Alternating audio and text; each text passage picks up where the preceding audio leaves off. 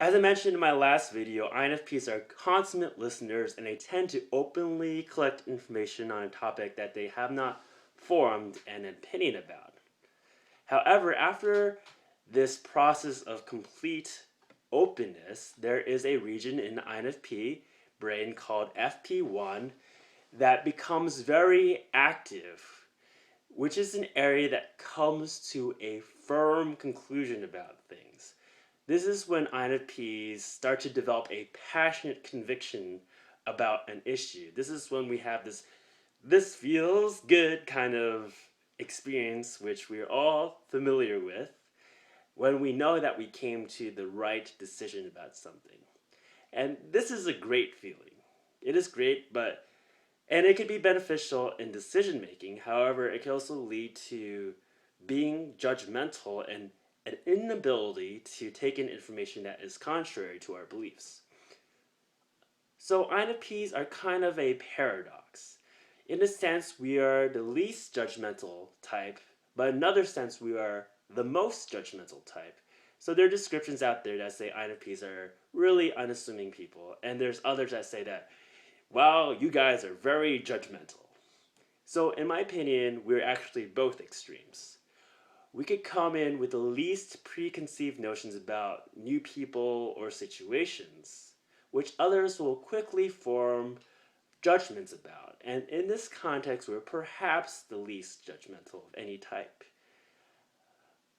We would rather keep collecting information and give others the benefit of the doubt, or give others repeated viewings, or show openness so that other people can feel safe to divulge who they really are. Other types tend to have less patience with this. However, once we form a conviction about something, and we could become one of the most closed-minded types, and we can make a lot of rash judgments. We're easygoing until someone crosses our inner values. Then we are staunch defenders of those values. This is a good thing, but it can also potentially lead to preemptive judgments or a tendency to take things personally that were not meant to be personal. INFPs employ a very good strategy of remaining open-minded before forming a judgment. However, when that judgment is formed, this new information can quickly activate this judgment and we could shut off incoming information. As a result, we won't really hear what the person is saying, or we could quickly judge or interpret what they're trying to say or what their intention is. So when your judgment is activated, I want you to observe that the visceral feeling of that judgment building inside of you. So this feeling is not right or wrong. However, after observing this judgment, I want you to reassess what the person who activated this judgment is saying. So it's not completely clouded by this visceral feeling. Often, in the case of thinking types, we may be interpreting what they say as value judgments when they're really trying to make some sort of rational analysis. We could mistake what thinking types say as making a statement of what they think of as right or wrong or good or bad. And this could be the case. So we could help inform them if that is the case, but this is not usually their primary mode of operation. They're primarily interested in judging whether something is correct or incorrect rather than good or bad. So you may not agree with what they say, but regardless, try to come to an understanding of what they're trying to get at first. Observe your visceral feelings without condemning these feelings, and analyze what others have to say neutrally in order to kind of counterbalance yourself. This is especially true when we're presented a system of logic, when often INFPs have strong moral reactions to systems when we view them as being cold or impersonal. The problem is that this prevents the middle regions of our brain from activation. The central, well, at least for our neocortex, the central aspect from being activated, because that involves the logic centers of our brain. As I mentioned, um, so the thing is, INFPs are not incapable of logic. And I think that I myself, I'm very good at logic. However, we prefer ethical evaluations over pure logical analysis, especially since if we view that analysis as being impersonal, because we're primarily concerned with the human condition. So we're interested in seeing whether something applies to humans. And we don't see the value in something that is impersonal sometimes. So we want to know what is beneficial or detrimental to people. So this judgment could be quite valuable to the well-being and advancement of humanity, but it's not when the judgment is premature. So as an INFP, I have to filter what I hear through my value system.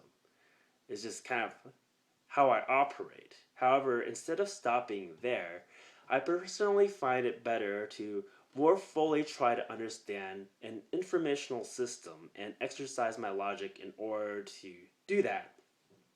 Instead of letting my values prevent my understanding. So as a result, I build a tolerance towards systems. I grow with tolerance. And it's more than tolerance, it's actually like having an appreciation for it and hearing the logic behind these kind of systems rather than dismiss them too quickly. In the end, my judgments of the system's value are better if I try to understand it. What I notice is that conversations with NT types will be more interesting as a result, and I have a more meaningful relationship with those types. Another practice is to actively seek out articles that actually go against your convictions or beliefs. So I start to actively read stuff that go against my own values. And for instance, I'm against scientific transhumanism, yet I subscribe to a transhumanist Facebook group to read their arguments. This idea is to fully understand where they're coming from their side, even though I already made a conclusion about this topic. So when I read the material, I observe my visceral reactions.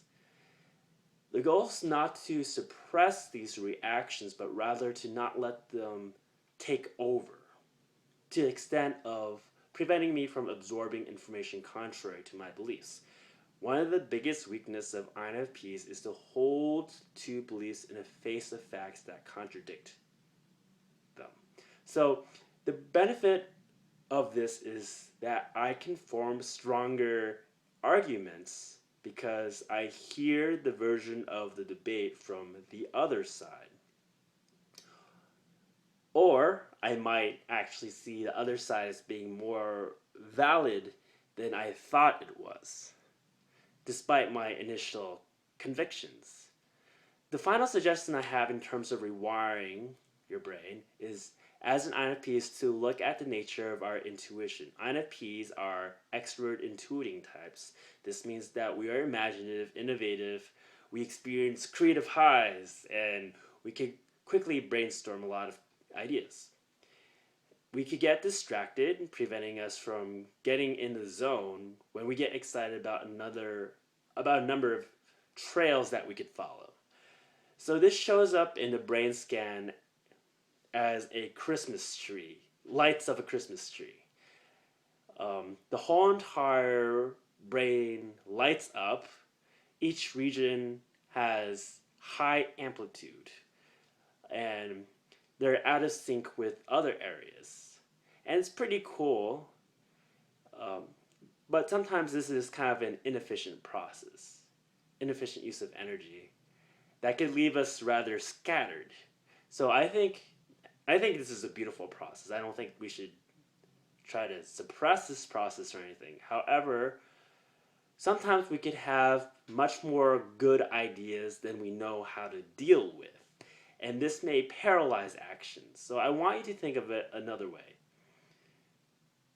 Types that do not have expert intuition, in other words, types who do not express this. Okay, I'm just gonna